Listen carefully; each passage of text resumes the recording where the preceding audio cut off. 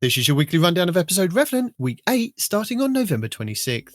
The 8th week of episode Revenant sees the return of the Crucible game mode Iron Banner. This is normally a week-long free-to-play Crucible event, but Bungie have decided to make it a 2-week event, which means there will be no Trials of Osiris at the weekend for the next 2 weeks. For this first week, it will be the regular Iron Banner control all week, with the following week being Iron Banner Tribute. Our new weapon is the Stasis Rocket-assisted frame sidearm Tinashu's Mastery, and returning weapon is the Stasis high-impact frame machine gun Archon's Thunder, which has changed from its previous iteration as Solar to be Stasis. This episode brings with a brand new armor set called the Iron Intent set, a new emblem called Canis Lupus, and a new shader called Cruel Patina. Plus, this episode will see our first Iron Banner Memento, which you can put into your crafted weapons to gain access to the shader Iron Banner Keepsake, and title of Siva's Bane. For another weekly Pinnacle reward, Act 2 of episode Revenant brought with it the Tomb of Elders, and Contest of Elders over in the Last City, which can be accessed after you complete the initial steps of Act 2.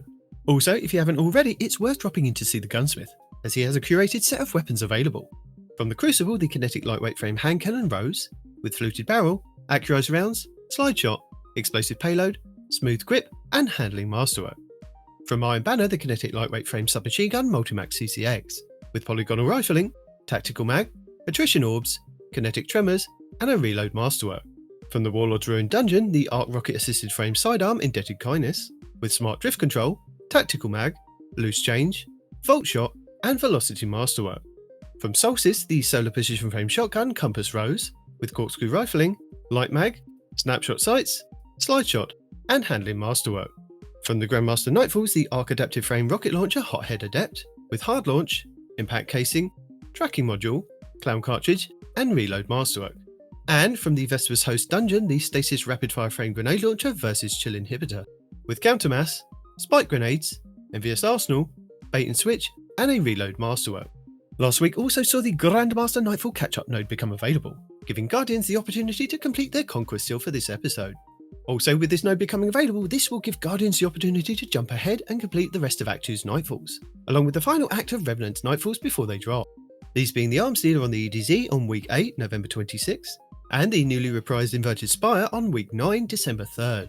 Act 3's Nightfalls are Liminality in the Pale Heart on week 13, December 31st, The Corrupted in the Dreaming City on week 14, January 7th, and the Battlegrounds Behemoth on Nessus on week 15, January 14th, 2025.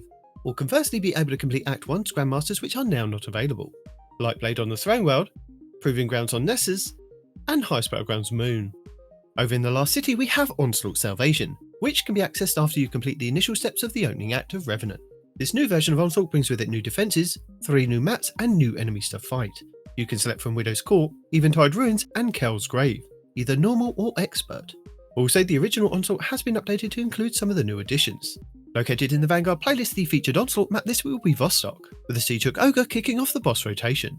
Also available for a weekly Pinnacle is the new dungeon Vesper's Host, which can be found over on Europa, with the exotic sniper rifle Icebreaker up for grabs. And for one more week until December 3rd, the Vesper's Host dungeon will be offering double drops for encounters and activity completions. Both weapon and armor rewards can drop from encounter completions. In the Last City on the Helm, the exotic mission Encore is still available, with 2 difficulty options, normal and expert. Also from episode Echoes, we have the 3 new Battleground activities, Delve, Conduit, and Core, with Enigma Protocol and Breach Executable. The expert Battlegrounds will start this week's rotation with Conduit. The Dreaming City this week is at a weak curse level, which means Petrovenge can be found in the Strand and has the Broken Courier mission for the next week. The Blind One features Scorn enemies and the Plagues, Sicarus and Varicus. The Ascendant challenge will be the Forfeit Shrine over in the Gardens of Vasilia. On the Moon, the weekly story mission is Beyond. The Trove Guardian is located in Archer's Line, while the Wandering Nightmare is the Nightmare of Hawkis in the Anchor of Light. Nightmare hunts Skolas, Pride, Fanatic, Insanity, and Omnigul Anguish. The Altars of Sorrow will start this week's rotation with the Nightmare of Tanix and the Apostate Sniper. On Europa this week, Curated the Dark Priestess will be the Empire Hunt, Eventide Ruins will be the Eclipse Zone, and the Exo Challenge will be Survival. Dares of Eternity expert difficulty rounds are Vex, Cabal, and Crota. The Scatterhorn armor set and the Pathfinder armor set will be available in Dares of Eternity with weapon set 4.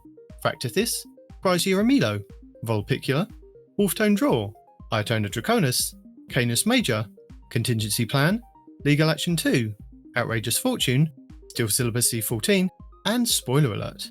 The Witch Queen weekly story mission is The Arrival, Altar of Reflections Catalyst, and Altar of Reflections Insight. The Wellspring activity will start the week on Attack, with the Arc Auto Rifle Come to Pass and Goldmag Hive Ogre as the boss. The Lightfall weekly mission is Downfall, the Partition mission will be Backdoor, and the Vex incursion will be Zephyr Concourse. In the Pale Heart, the exotic mission Dual Destiny is still available for teams of 2 Guardians, where you can farm the mission to earn as many new prismatic exotic class items as you like. The final straight's cooperative focus campaign mission this week will be Descent. The 12 Guardian match-made Excision mission is also available next to the race for a weekly Pinnacle, with the Grandmaster version granting the Ergo Sum Catalyst and an Ascendant Shard. The Salvation Judge raid challenge this week is the 3rd encounter, Repository, called Balanced Diet. The Root of Nightmares raid challenge this week is the 4th encounter, Nezarec, called All Hands. The Kingsfall raid challenge this week is the 5th encounter, Oryx, called Hands Off. The Vow the Disciple challenge this week is the 1st encounter, Acquisition, called Swift Destruction.